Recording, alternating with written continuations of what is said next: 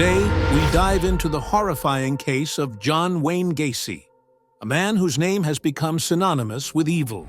Known as the Killer Clown, Gacy's story is one of deceit, terror, and unimaginable horror.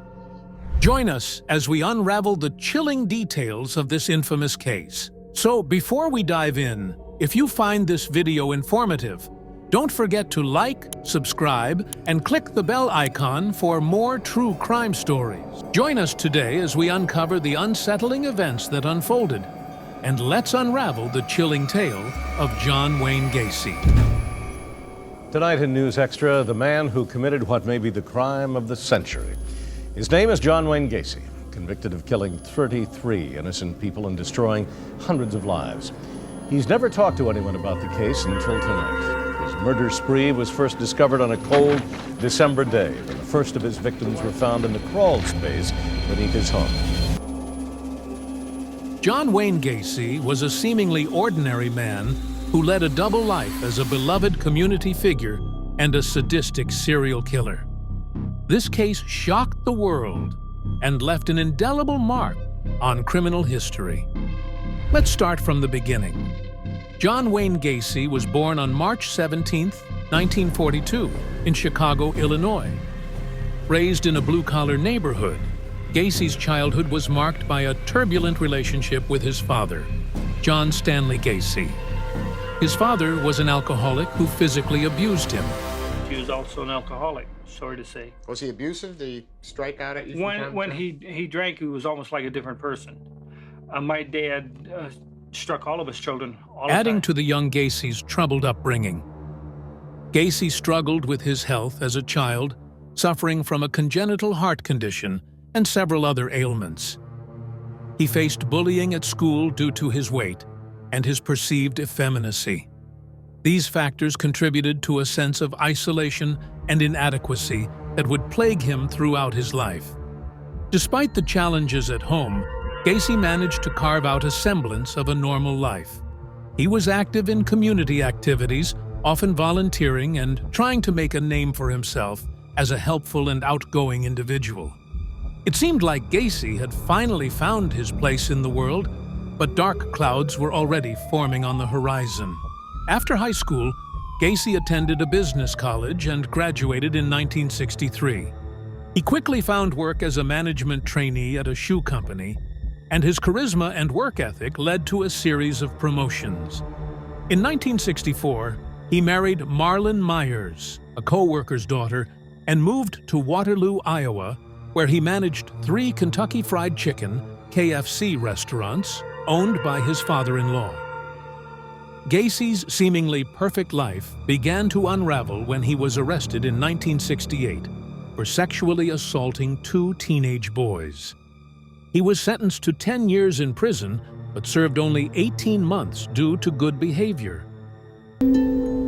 What's interesting about Gacy's prison experiences as a result of the sodomy charges is, firstly, he's released very quickly. His sentence was 10 years. He was out after 18 months. He was able to convince people that his behavior wouldn't be repeated. But within that 18 months, he rises to the top of the prison hierarchy, despite the fact, as a sex offender, one would have expected him to be at the bottom of the prison hierarchy. After his release in 1970, Gacy returned to Chicago, where he divorced his wife and started a construction business. He also became a well-known figure in his community, often dressing up as Pogo the Clown to entertain children at local events. The clowning was relaxation for me. I enjoyed entertaining kids. I could put on clown makeup and I was relaxed. And I enjoyed doing it. It was only twice a month that I. But behind the mask of the friendly neighborhood clown lurked a monstrous predator. Pogo would play a role in his later killings. Gacy would lure his victims to his home by pretending to be a police officer or falsely promising them work in construction. Then, oftentimes dressed as Pogo, he would drug and sexually assault his victims. He then strangled almost all of them and buried as many bodies as he could in the crawl space of his home. He would only dump 4 bodies in the Des Plaines River because his crawl space was full. Despite the foul stench of decaying bodies in his home, Gacy was even able to convince his wife and guests that the smell coming from the crawl space was simply mold and moisture building up. Between 1972 and 1978, Gacy lured at least 33 young men and boys to his home, where he brutally raped and murdered them. Gacy's house became a house of horrors. Once inside, his victims were overpowered, tortured, and ultimately murdered.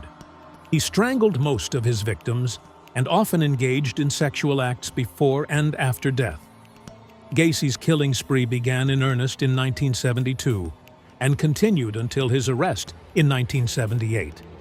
He targeted teenage boys and young men, many of whom were runaways or otherwise vulnerable individuals.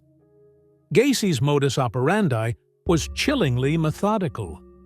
He would lure his victims with promises of construction work or simply by offering them a ride. Once he had them in his home, he would ply them with alcohol or drugs before handcuffing and torturing them. Gacy was a master manipulator. He used his charm and position in the community to gain his victims' trust before revealing his true, horrific nature. His ability to compartmentalize his life was what allowed him to evade capture for so long. To the outside world, he was an upstanding citizen, but behind closed doors, he was a monster.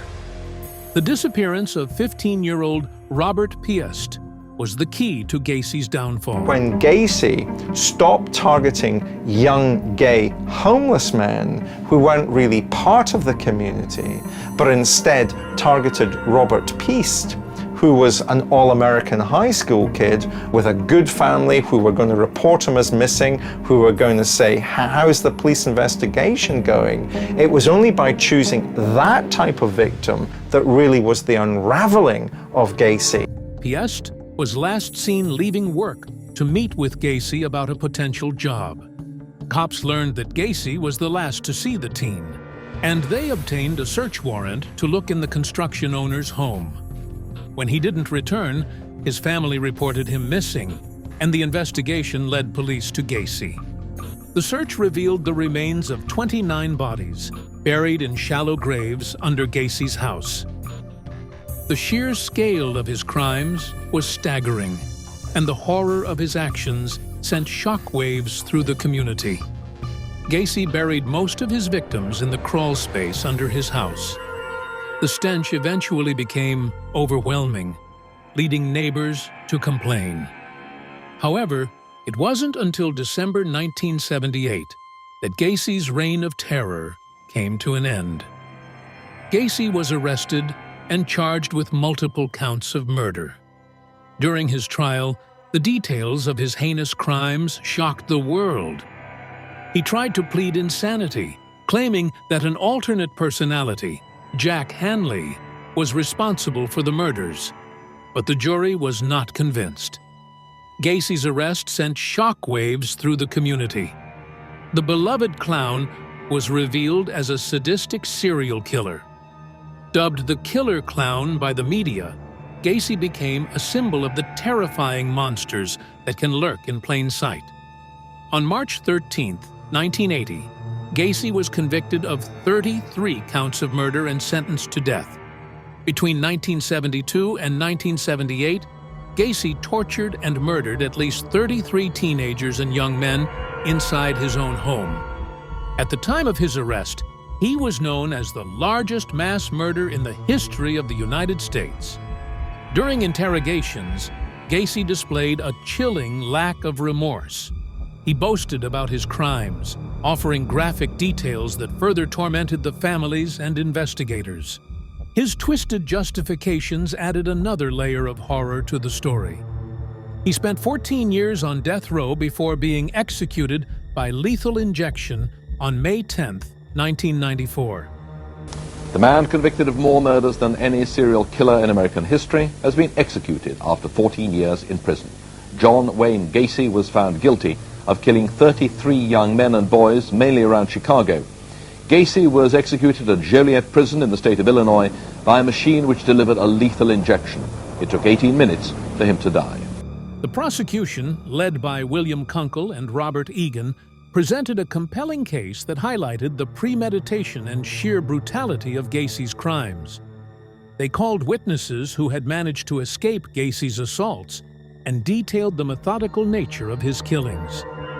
The defense's attempts to portray Gacy as a mentally ill man, unable to comprehend his actions, were undermined by his detailed recollections of the murders and the careful steps he took to avoid detection.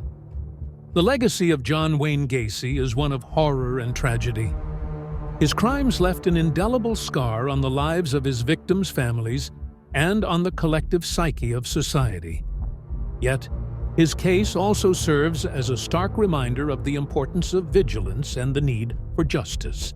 The John Wayne Gacy case is a grim chapter in the annals of criminal history, but it also underscores the resilience of the human spirit and the pursuit of justice.